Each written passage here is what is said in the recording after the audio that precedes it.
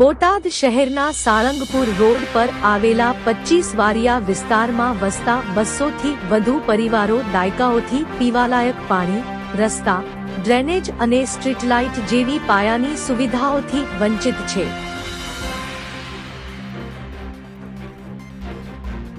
સરકારે અહીં 504 પ્લોટ ફાળવ્યા હોવા છતાં સ્થાનિકોને જીવન જરૂરી સુવિધાઓ માટે પણ સંઘર્ષ કરવો પડે છે, જેના કારણે રોષે ભરાયેલી મહિલાઓએ થાળીવેલણ વગાડી વિરોધ પ્રદર્શિત કર્યો હતો। આ વિસ્તારમાં પાણીની સમસ્યા વિકટ છે।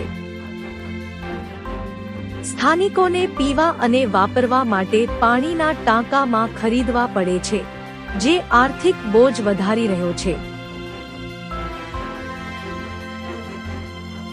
ત્યારે આજે વિસ્તારની મહિલાઓ એકત્રિત થઈને થાળી વેલણ વગાડી વિરોધ દર્શાવ્યો હતો અને મહિલાઓએ જણાવ્યું હતું કે તેમને દરરોજ પાણીની વ્યવસ્થા કરવામાં ભારે હાલાકી ભોગવવી પડે છે। આ બાબતે અનેકવાર રજૂઆતો કરવા છતાં કોઈ નિરાકરણ આવ્યું નથી